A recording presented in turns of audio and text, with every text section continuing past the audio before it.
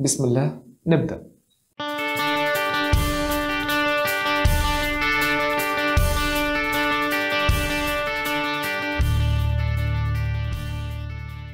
في أول حلقة من رحلتنا الطبية الجديدة، رحلة هتغير فكرك عن الوجع اللي بتحسه عن جسمك وعن المعارك اللي بتحصل جواه وانت مش واخد بالك.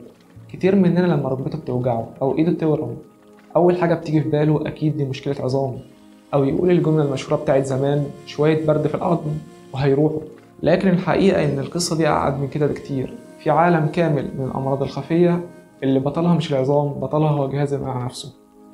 أنا اسمي محمد حسب الله، والنهاردة هاخدكم في جولة جوه تخصص من أذكى وأعقد تخصصات الطب الباطني، تخصص اسمه الروماتولوجي، علم أمراض الروماتيزم والمناعة. يلا نبدأ الحكاية من أولها. كلمة روماتولوجي جاية من كلمة يونانية قديمة، روما، معناها التيار أو الشيء اللي بيسري. زمان الإغريق كانوا بيعتقدوا إن سبب الألم هو سوائل ضارة بتتحرك في الجسم، لكن مع تطور العلم فهمنا إن الموضوع مش سوائل خبيثة، بل هو التهاب انفلاميشن ناتج عن معركة داخلية بيقودها جهاز المناعة. تخصص الروماتيزم هو التخصص اللي بيهتم بالأمراض اللي بتصيب الجهاز الحركي، عظام، مفاصل، عضلات وأوتار، لكنه كمان بيتعامل مع أمراض اسمها أمراض المناعة الذاتية أوتو إميون ديزيزز، ودي أمراض فيها الجسم بيهاجم نفسه بدل ما يدافع عنه. وهنا تبدأ القصة الحقيقية. دكتور عظام ولا دكتور روماتيزم؟ دي دايما النقطة اللي بتلخبط الناس، مين اللي أروح عنده، دكتور عظام ولا روماتيزم؟ خليني أبسطها بتشبيه جميل. تخيل إن جسمك عربية، جراح العظام هو الميكانيكي. لو حصل كسر أو المفصل تآكل وبقى محتاج تغيير، ده شغل الميكانيكي، بيجبر يركب ويصلح التلف اللي حصل بالفعل. دكتور الروماتيزم هو المحقق، بيسمع تفاصيل الأعراض، يربط الخيوط ويستنتج السبب. هدفه مش يصلح التلف، لا، هدفه يمنع التلف من البداية.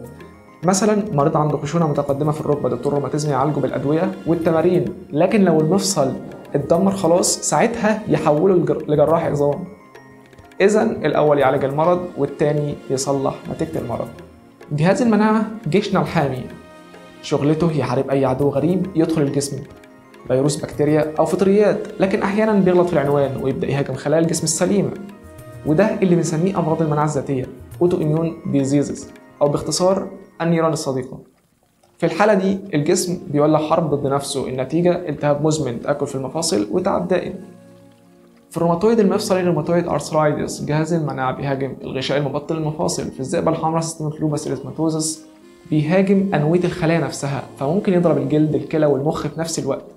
وده يفسر ليه دكتور الروماتيزم لما تشتكي له من مفصل واحد بيسألك أسئلة غريبة، عندك طفح، جفاف في العين، شعرك بيقع. هو مش بيشك فيك، لا، ده هو بيجمع بس الأدلة. خليك واعي، في علامات لازم تاخدها بجدية وتروح لدكتور روماتيزم فورا. وجع وتورم في أكتر من 3 مفاصل في وقت واحد، تيبس صباحي بعد النوم يستمر لأكتر من نص ساعة، إرهاق دائم، حرارة خفيفة متكررة، أو نقص في الوزن من غير سبب، ألم مفاصل مع طفح جلدي أو تساقط شعر، تحاليل مناعية إيجابية زي ANA أو روماتويد فاكتور. العلاج المبكر هنا مش رفاهية، ده اللي بيمنع الإعاقة ويحافظ على حياتك الطبيعية. خلاصة الموضوع، تخصص الروماتيزم مش فرع صغير، ده خط الدفاع الأول ضد أمراض المناعة الذاتية. ودكتور الروماتيزم هو الطبيب اللي بيفهم الجسم كمنظومة كاملة وبيحاول يرجع الجيش بتاعك لعقله. في الحلقة الجاية هنفتح غطاء المحرك ونشوف جوه جهاز المناعة نفسه، هنفهم ازاي بيشتغل وازاي ممكن يبقى ضد صاحبه. اشترك في القناة واضغط اعجاب لو شايف ان المعلومة دي تستحق تنتشر. خلي جسمك مش مجرد حاجة بتعيش بيها، خليه حاجة تفهمها.